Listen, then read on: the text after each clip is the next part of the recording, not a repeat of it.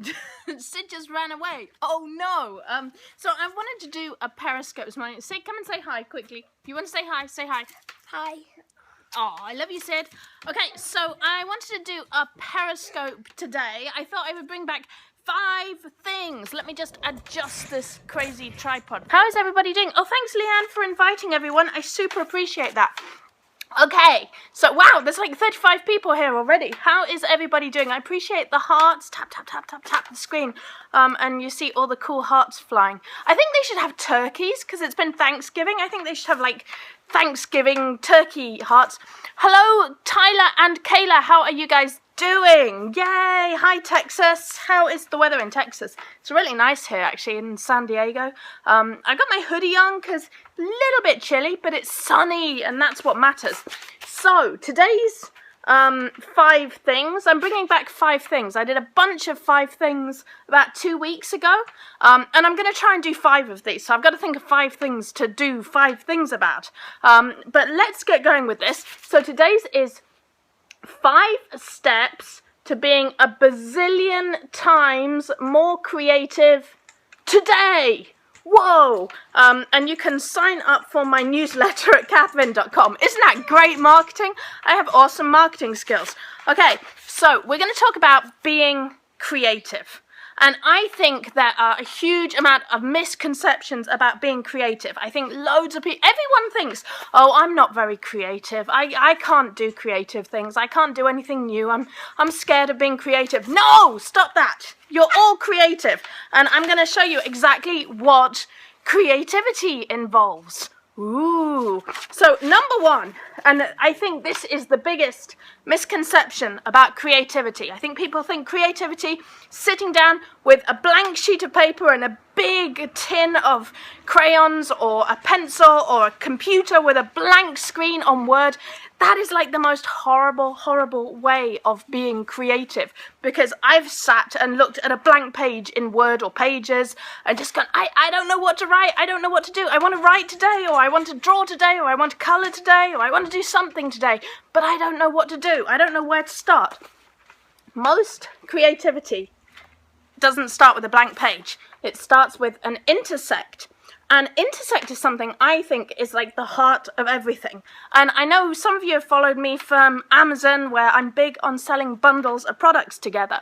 Bundles are all about intersects.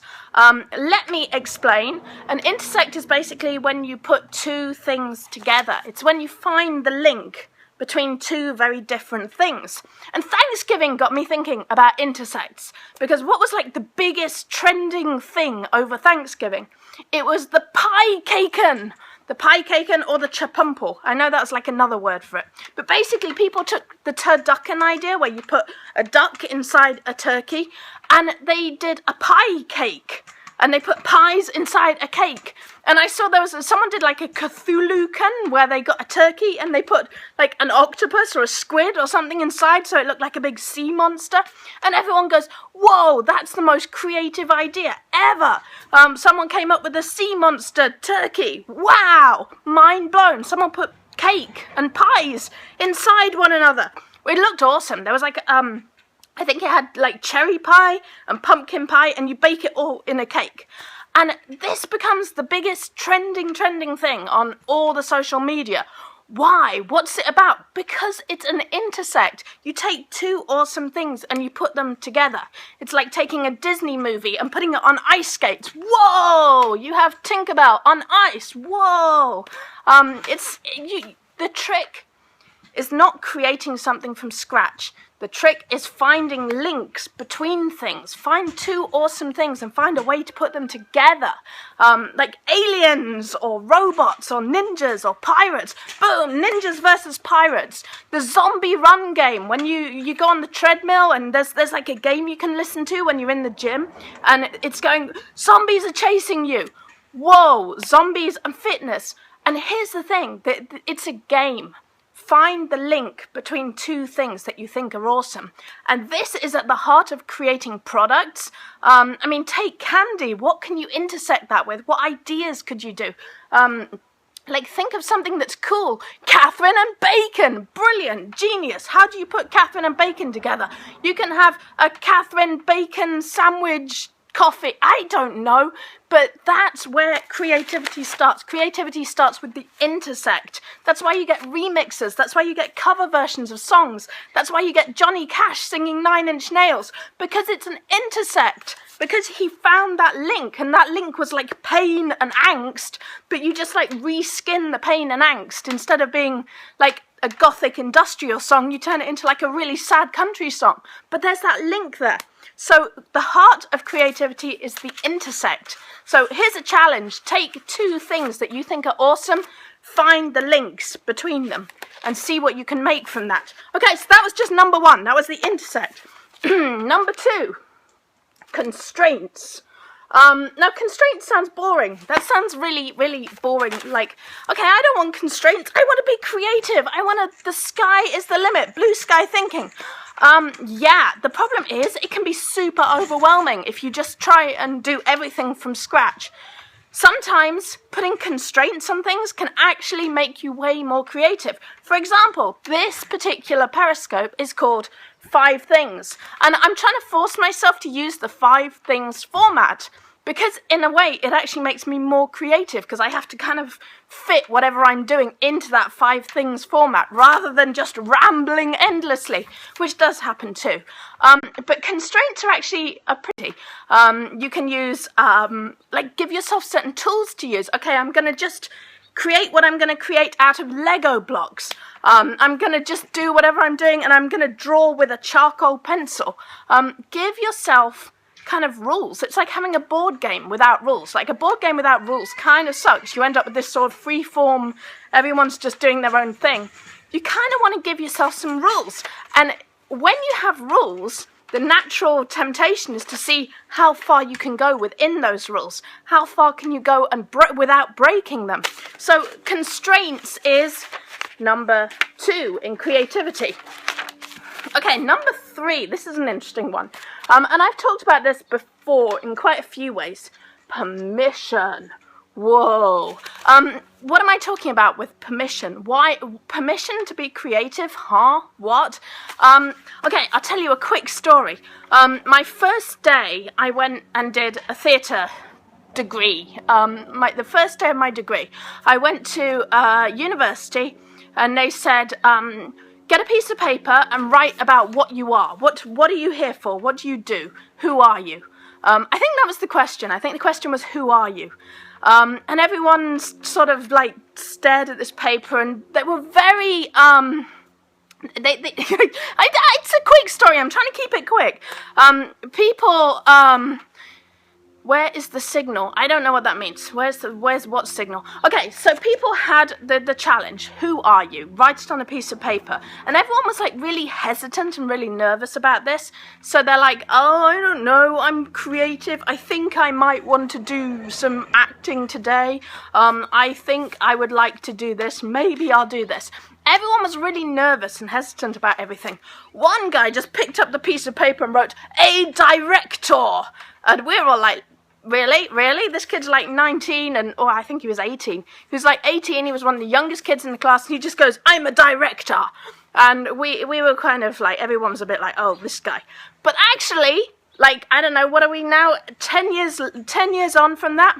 He's a West End director. He actually works in the West End. He's really young. He's still like only in his 20s. And he's a director, a theatre director. So this was like the kid that said, this is what I want to do. Now, giving yourself permission is a hard thing. Most of us are really scared of our own thoughts and our own ideas.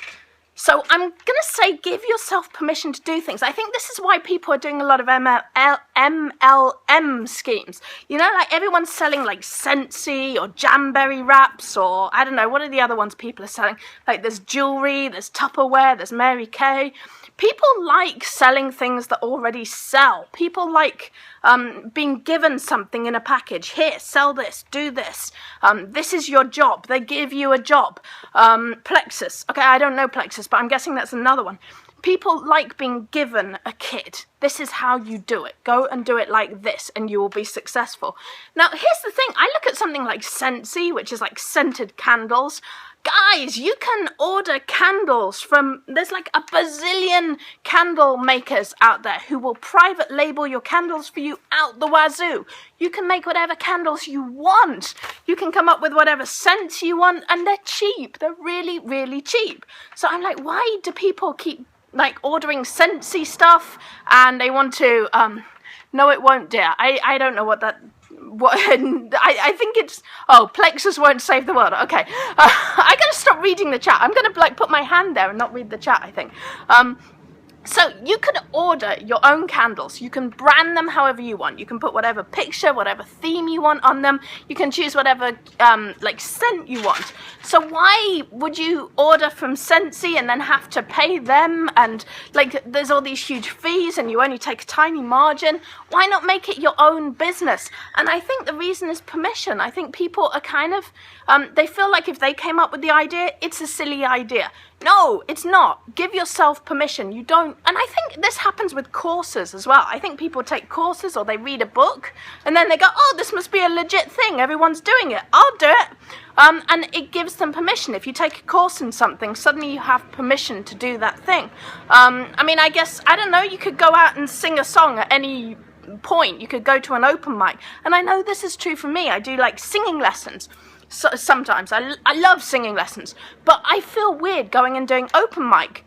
But then if I go and do a singing lesson, my teacher's always like, okay, you have to go and do the open mic now. And it's like I have permission to go and do it. Technically, I could do it at any time, but I kind of wait for her permission. So give yourself permission. You don't actually have to wait for anyone's permission to do anything. Give yourself permission. And notice when you're waiting on permission. Notice what you are missing. Notice when you're not giving yourself permission to do something. Okay, what have I got left? Okay, the next one. We're almost there. Number 4, belief. Belief. I tweeted about this last night. I said believe in your ideas. And this kind of follows on from permission. Give yourself permission to think of things. And then when you do think of something, when you come up with an idea, believe in it. And I think this is what stops us a lot of the time. We think, well, we just invented this idea. This idea didn't exist. This, guys, if you can create something in 5 minutes, you can create something in 2 minutes. Put it out there, and it exists. Believe in your own ideas. And I think this is where it falls apart a lot, is that you come up with an idea, you can think of a phrase, you can think of a picture, you can design a monster or a world or a character. Anything you do, believe in it. It doesn't matter. It doesn't matter if anyone thinks it's silly. It doesn't matter. You have this natural feeling of, I just invented it. It's not a real thing. As soon as you put it out there, it's a real thing. Believe in your ideas. It doesn't matter if it's kind of wacky. Believe in it. Let it be a real thing. So that's number 4, belief. And then number 5, the last one, action. Strike while the iron is hot. Thanks, Sid. I appreciate that. That's an opportunity for action. That's an opportunity. Come and say that again, Sid. That was awesome. That's an opportunity for action. Sid just said that's an opportunity for action. Everything you come up with, every idea you have, and I'm going to quote Sid here because that was amazing, is an opportunity for action. If you have an idea, if you come up with something, if you create something, whether it's just a phrase, whether it's a picture, whether it's a product, whether it's a slogan, whether it's a periscope, whether it's a YouTube show, whatever it is that you've just come up with, that's an opportunity for action. Do it now, because here's the thing, if you put this aside and you kind of sleep on it and wait on it, you may never get back to it, and you'll probably forget it, and what happens is when you have the idea, it feels really real, and this goes back to belief, like believe in it, make it real. Once you have that idea, it feels real, Act on it. Put it out there. Tell someone. Go on Facebook and announce it. Just say, I'm doing this thing. I did that the other night. I said, I want to go to the gym. And I had a glass of wine. I went, I'm going to go to the gym on Friday. And so I wrote a big sign and just stuck it on my door and said, Friday, going to the gym. Then it was a real thing. I took action. I didn't actually go to the gym because it was like 11 p.m. at Friday and I'd had 11 p.m. on Thursday and I'd had a glass of wine. But Friday, boom, I had it on my door. It was an action. I was going to take that action and I did it. So number 5, action. Take action now. Strike while the iron is hot. So that was my 5 steps to being a bazillion times more creative today. Oh, I've lost my thing. Hold on. There we go. 5 steps to being a bazillion times more creative today. So we had number 1, intersect. There's no such thing as being creative from scratch. Just look at what inspires you, look at what you enjoy, look at what's awesome, intersect those ideas, put them together, see where you can find the link between those 2 ideas. Number 2, constraints. Give yourself some rules. Look at the tools you're using. Can you be strict about which tools you're using? You're only allowed to draw in the sand. You're only allowed to write with a crayon. You've only got 3 colours. What can you do with 3 colours? Give yourself some rules to operate within. Or find, for example, say I'm going to make gift tags today. What can you put on a gift tag? What is that one little thing you could put on a gift tag that people would want? This can be awesome. You can come up with products doing this. You can come up with something that's really, really lucrative and real from doing this. Number 3, give yourself permission. You don't need anyone else's permission to do anything. You don't have to jump on the hot thing that's going on. It doesn't have to be a trend. If you find something interesting or cool, and treasure hunters, I know a lot of you are treasure hunters. A lot of you will know that if the crowd are going that way, you go that way.